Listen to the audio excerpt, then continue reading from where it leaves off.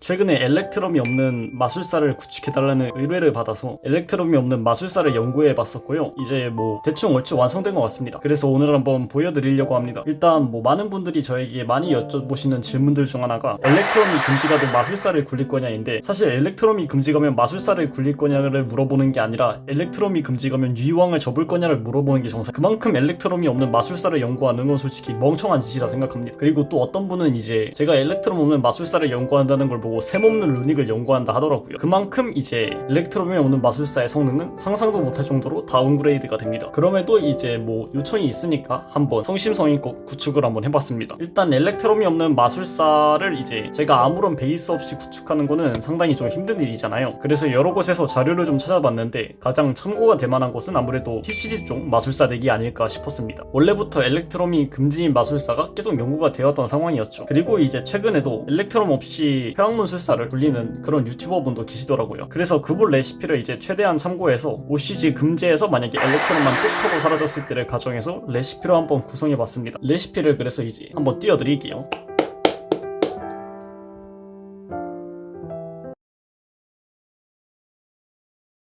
네. 이제 레시피가 상당히 이질적이지만 그래도 틀은 지킨 느낌이죠. 이제 이질적인 부분이라고 하면 펜듈럼 매지션이 있음에도 이제 용의 영묘가 채용된 모습이고, 그리고 엑스트라 덱에서 비욘드 더 펜듈럼이 2장 사용된 모습, 그리고 또 메인 덱에서 디졸버와 오더에이즈 싱크론이 들어간 모습이죠. 거기에 패왕용의 혼까지. 메인 덱부터 차례대로 왜 넣었는지 한번 설명을 해드리겠습니다. 가장 의문이신 게 아마 디졸버와 오더에이즈 싱크론일 텐데, 이 디졸버와 오더에이즈 싱크론은 제가 넣고 싶어서 넣은 카드가 아닙니다. 투엔드 전개를 하기 위해 이 카드가 무조건 들어가야 하는 파츠 이기 때문입니다. 트럼이 없는 술사의 경우에는 메인 기믹 내에서 이제 마련할 수 있는 파괴권의 인지가 상당히 중요해지는데, 그것 때문에 펜듈럼 매지션을 3장 넣은 것도 없지 않아 있습니다. 싱크론을 통해서 디졸버로 수제로 바로네스를 뽑는 콤보는 이미 많이 알려진 콤보죠. 그 콤보를 이제 적극적으로 활용하기 위해 싱크론과 디졸버를 넣은 겁니다. 이 콤보를 통해서 만약 바로네스를 뽑는 인과를 만들지 않으면 조연의 마술사를 통해 바로네스를 뽑아야 되는데, 조연의 마술사를 일정적으로 투엔드에서 수급할 수 있는 방법이 거의 없다시피 할 뿐더러, 만약 그렇게 바로네스를 뽑는다 해도 아마 괜찮은 결과물이 나오기 힘들지 않을까라 생각해서 이렇게 호감 파츠를 좀 쓰는 일이 있어도 두 카드를 투입하게 된 것 같습니다. 펜듈럼 매지션 3장은 앞서 언급했지만 파괴권이 상당히 중요하기 때문에 회왕술사임에도 펜듈럼 매지션을 다수 채용했습니다. 이 용의 영묘는 투핸드 파츠로 사용하는 것도 가능하지만 무엇보다 엘렉트럼이 없기 때문에 강제로라도 노펜소에 접근하는 움직임 자체가 상당히 전보다 더 중요해진 감이 있습니다. 원래도 노펜소는 이제 많은 유화를 밝게 하고 배틀의 관통력을 높여주는데 크게 이바지하는 움직임인데, 엘렉트럼이 없으니까 배틀의 관통력을 높여주는 건 둘째치고 노펜소를 해야 제대로 된 전개가 성립되더라고요. 그렇기 때문에 용의 영묘와 거기에 그 용의 영묘를 통해서 사용 가능한 데스톨도까지 투입한 모습입니다. 그리고 가장 의아하실 카드가 패왕용의 혼일 텐데, 이 패왕용의 혼은 아실 분들도 있을 테지만 간단하게 설명드리면, 효과를 통해 이제 즈아크를 뽑고 이 카드가 묘지에 존재할 때 상대가 마법을 쓰면 자기 자신과 즈아크를 제외하면서 엑스트라 덱에서 크리스탈링을 뽑을 수 있습니다. 이 카드를 넣은 이유는 에볼루션이 있음에도 예전 술사와는 다르게 에볼루션을 째깍째깍 활용하기가 힘들어요. 에볼루션이 성립되려면 기본적으로 노펜소 움직임을 통해서 비온펜을 2번 소환하는 전개를 이행해야 되는데, 이 말은 즉 노펜소를 하지 않으면 에볼루션 자체가 아예 썩어버리게 되는 상황이 많다는 뜻이거든요. 그렇기 때문에 그런 상황에서 패왕용의 혼을 통해 미약하게나마 견제 수단을 마련하기 이렇게 투입하게 되었습니다. 메인 덱에서 이질적인 부분은 이 정도면 충분히 해설해 한번 엑스트라 덱으로 넘어가 보겠습니다. 비온펜 2장이 상당히 특이한데, 이 비온펜의 경우 엘렉트럼의 자리에 대신 들어갔다고 보면 상당히 편하게 볼 수 있죠. TCG 쪽에서 된 정규 마술사의 투핸드 전개에서 비온펜을 2번 쓰더라고요. 아마 대부분의 분들이 모르셨을 텐데, 비온펜은 사실 턴제약이 없는 카드입니다. 턴제약이 없기 때문에 디메리트만 잘 해소를 한다면 한 턴에 비온펜을 2번 쓰는 전개를 하는 것도 무리는 아니겠죠. 펜듈럼 에볼루션을 통해 비온펜의